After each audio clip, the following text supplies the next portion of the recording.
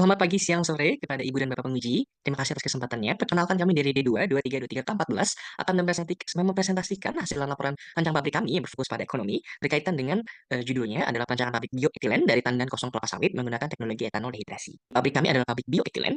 Pabrik bioetilen ini memiliki sebenarnya ada dua produk. Pertama ada produk berupa bioetilen dan yang kedua produknya berupa diet sebagai produk samping. Untuk feedstocknya ada IFB, amonia, sulfuric acid dapat lihat pada slide. Lokasinya ada di Kalimantan, tempatnya di Long Wehea, di samping pabrik sawit dan untuk lebarnya dapat lihat pada slide untuk luas pabriknya. Untuk berikut adalah dasar proses yang ada pada pabrik kami berupa BFD. Berikut untuk section pertama berupa pretreatment dari EFD. Berikut section kedua 1B di mana kelanjutan dari pretreatment yang pertama. Pretreatment pertama itu pretreatment fisik. Kalau pretreatment kedua itu pretreatment secara chemical. Ada amonia dan ada asam sulfat di sini. Dan ini adalah section 2 di mana terjadi hidrolisis dan fermentasi. Mungkin yang menjadi pokok di sini adalah kebutuhan enzim monas dan kebutuhan enzim silulase. Berikut adalah PNID-nya dan ini adalah section 3. Di section 3 ini digunakan distilasi untuk memisahkan etanol dengan pengotor-pengotor lainnya. Ada sekitar 46% produk etanol. Dan berikut adalah etilen reaktor. Di sini section etanol akan berubah menjadi etilen. Untuk di sini tidak ada bahan baku yang ditambahkan, mungkin yang menjadi pokok utama adalah gamma alumina dan untuk furnace sendiri itu menggunakan asetaldehyde dan butadiene yang dimanfaatkan dari produk samping. Berikut adalah PNID dan berikut adalah section 5 di mana air dipisahkan etanol di tahap recovery. Di sini ada distilasi etanol separation, ada multistage kompresor, dan mungkin yang menjadi pokok bahasan dibutuhkan chilled water di sini untuk mendinginkan sebagai utilitas. Berikut PNID-nya, dan section 6, CO2 removal, ada dua absorber dan stripper, ada pompa, dan mungkin yang menjadi pokok bahasan di sini dibutuhkan chilled water, cooling water, ada steam, dan mungkin ada listrik dari pompa.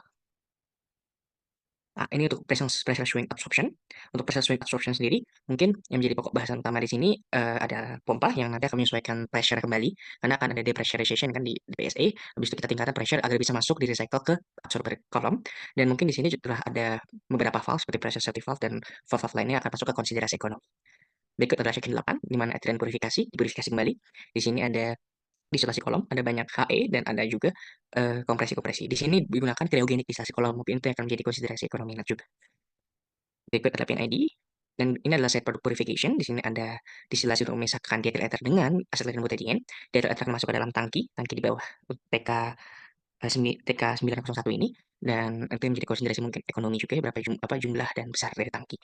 Berikut PNID dan berikut adalah likuifaksi. Di likuifaksi ini menggunakan multi heat exchanger dengan mixed refrigerant, dan mungkin yang menjadi fokus pokok dalam ekonomi adalah mixed refrigerant ini menjadi nanti. Ini PNID. Dan ini bahasan section 11A section 11 itu berupa wastewater. Jadi ini fokus wastewater. Yang pertama lignin separation, karena tadi kita mengandung lignin, kita pisahkan lignin berupa padatan dengan cairan. Nah ini aerobik biogas digester, dari tadi cairan yang dari lignin separation dimasukkan ke sini untuk menghasilkan biogas. Nah biogas ini akan dimasukkan ke dalam section 12 berupa utilitas. Section 11 ini aerobic digestion lanjutannya, dan juga ada yang recycle menggunakan RO dan membrane bioreaktor. Ini section 12 berupa utilitas, mulai dari electricity sampai steam generation. Di sini kami menggunakan steam generation, jadi kami memproduksi listrik kami sendiri. Jadi secara ekonomi kami tidak beli listrik keluar, jadi kami mengandalkan capex tentunya yang kami buat dalam pabrik. Nah, ini untuk chilled water generation, ini ada pressurized air generation untuk air kami dari udara, dan kami menambahkan capex untuk hal ini. Nitrogen system, untuk nitrogen kami beli, kami tidak mengambil dari udara, jadi nitrogen juga salah satu bagian dari yang kami beli. Untuk raw water treatment system, dapat dilihat pada slide ininya, kami menggunakan prosesnya, kami menggunakan air dari Sungai Wehe. Dan ini kita masuk ke bagian kedua, yaitu adalah bagian asumsi ekonomi yang kami gunakan dalam perhitungan. Beberapa asumsi adalah, mungkin yang pertama adalah produk price, itu bioetilen dan diethyl ester seperti pada slide.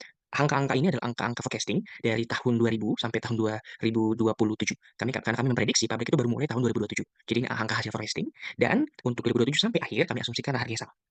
Untuk yang kedua, currency exchange rate kami menggunakan SJC 16.000 karena exchange rate agak susah untuk di-forecasting ke 2027. Untuk plan operating lifetime 20 tahun sesuai peraturan juga. Untuk operating time-nya dengan 65 days dengan 5 shift per week. Bank interest rate 8,75. Land price-nya 717.000 per meter kubik sesuai dengan referensi. Depresiasi 16 tahun sesuai dengan peraturan pemerintah keuangan dari keuangan saat ini menggunakan metode straight line depreciation. Untuk CEPSI itu 808,2, ini forecasting juga di tahun 2025 karena kami rencana membangun pabrik itu mulai tahun 2025 sehingga kami harus membeli capex FGI mulai dari situ. Salvage value 0, kami menggunakan konservatif scenario. Baik, selanjutnya adalah gross profit margin dari PT kami, yaitu SAP Chemical, di mana nilainya sebesar 84,74% sebagaimana yang dapat dilihat pada tabel. Dan apabila dibandingkan dengan PT Chandra Asri yang hanya bernilai 18,5% untuk sesama industri petrokimia, nilainya cukup sangat jauh dan ini artinya memadai untuk melanjutkan proyek pembangunan bioetilen ini. Adapun perhitungan dari GPM kami dapat dilihat pada rumus di samping. Dengan perhitungan capital expenditure di mana dimulai dengan bayar modul cost atau harga peralatan yang sudah termasuk instalasi, faktor koreksi lainnya. Untuk referensi kami gunakan buku Turton, analisis sintesis dan design of chemical process, chemical engineering economics dari Gara, dan penyesuaian kapasitas, waktu, lokasi, dan faktor koreksi untuk peralatan black box yang referensinya terbatas. Pertama, dihitung purchase cost atau CP dari setiap peralatan yang tidak termasuk harga instalasi, faktor koreksi tekanan, material, dan lainnya. Lalu kemudian dikoreksi dengan faktor bare modul yang telah mempertimbangkan faktor material, tekanan, dapat dilihat pada Appendix A3, tabel A6, Appendix A2 pada Turton. Untuk Garrett juga mengacu pada bukunya, bukunya itu sendiri. Lalu untuk koreksi faktor dan faktor lokasi dan waktu, digunakan location factor yang mengacu pada buku Garrett, dan kami mengambil lokasi paling dekat itu Malaysia, itu 0,8 dengan CEPCI pada awal tahun 2026 sebesar 808,2. Sehingga dengan semua faktor itu didapatlah bare modul cost. Berikut adalah bare modul cost dari setiap peralatan. Ada kelompok reaktor, tower, vessel, heat exchanger, conveyor, kompresor, evaporator, filter, mixers, dan hingga miscellaneous peralatannya. Sehingga didapat total bare modul cost sebesar 303 juta USD. Dan untuk total modul cost, yaitu adalah bare modul cost yang telah mempertimbangkan kontingensi NV. Dan menurut Turton, persentase dari kontingensi NV sebesar 15% dan 3% secara berturut-turut, sehingga persamaan satu menjadi formula CTM, atau total modul cost sebesar 357,8 juta USD. Selanjutnya dihitung grassroots cost, yang mana ini telah mempertimbangkan biaya fasilitas auxiliary seperti lahan dan utilitas offsite. Dan umumnya, pada Turton, CGR itu berada pada rentang 20 hingga 100 CBM. Namun, karena CBM kami sudah mencakup peralatan utilitas dan pengolahan limbah, sehingga hanya diasumsikan sebesar 20% dari CBM, sehingga grassroots cost-nya sebesar 418 juta USD, yang mana ini nanti juga akan menjadi FCI atau Fixed Capital Investment. Lalu, kemudian dihitung juga lahan dan modal kerja. Lahan itu diasumsikan mendekati kondisi pabrik pada Kecamatan Muara Wahau dengan harga lahan sekitar Rp717.000 per meter kuadrat dan mengacu pada kurs pada waktu kami merancang itu dengan luas lahan 387.000 meter kuadrat atau 38,7 hektar, total biaya lahan yang dibutuhkan adalah 17 juta USD. Untuk modal kerja itu sendiri adalah biaya yang dibutuhkan untuk mengoperasikan pabrik pertama kali atau startup dengan persentase sekitar 15% dari FCI yang mengacu pada Turton, sehingga didapat working capital sebesar 62 juta USD. Sehingga total capital investment yang terdiri dari FCI tambah tanah atau lahan ditambah dengan working capital itu sebesar 498 juta USD dengan distribusi seperti pada slide ini.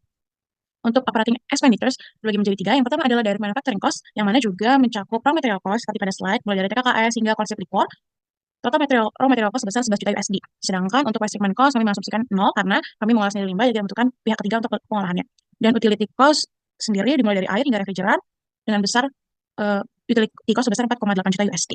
Untuk operating labor dengan asumsi jam kerja tertera pada slide mengacu pada Turton dan jumlah peralatan utama partikulat dan non-partikulat didapatkan total operating labor sebesar 3,1 juta USD.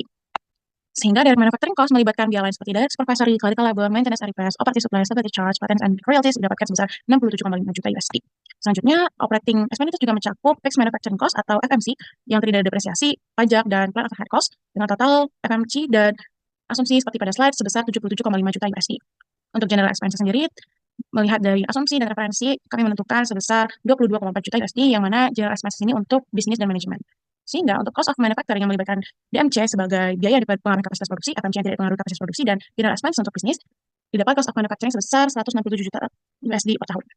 Di luar dari COM per tahun, biaya operating cost atau OPEX juga include terhadap biaya katalis. Namun biaya katalis tidak dikeluarkan setiap tahunnya sehingga kami langsung memasukkannya ke perhitungan cash flow.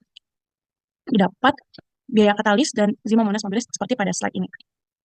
Selanjutnya saya akan menjelaskan mengenai analisis cash flow kami, di mana pada tahun ke-0 kami membeli lahan untuk pembangunan pabrik kami, dan juga untuk FCI sendiri kami buat skenario selama 2 tahun, yaitu tahun 1 dan kedua dengan perbandingan 60-40, dan pada tahun kedua juga sebelum operasi berlangsung ada WC atau work capital, di mana hal ini untuk mengcover selama kerja 1 tahun ke depan. Kemudian untuk produksinya sendiri pada tahun pertama hanya bernilai 75%.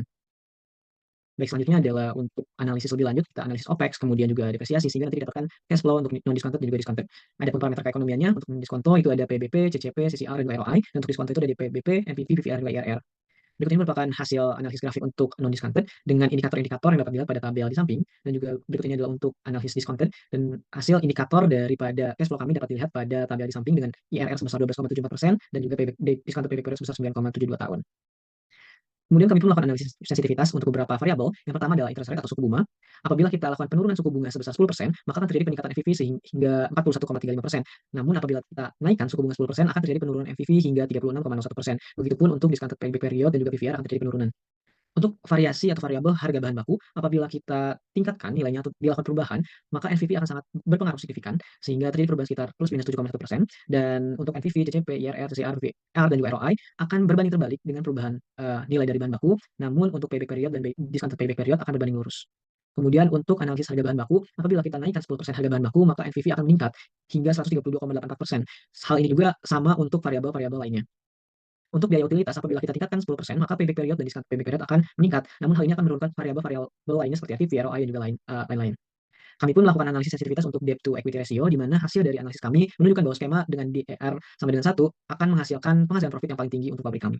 Sehingga disimpulkan, untuk capex dari PT SRP Chemical sendiri itu sebesar 498,5 juta dengan OPEX sebesar 167,5 juta, dan untuk revenue-nya per tahun itu sendiri sebesar 263,6 juta.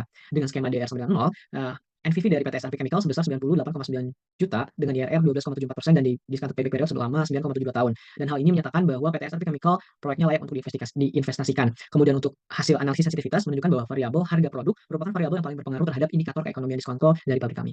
Sekian dari kelompok kami, terima kasih.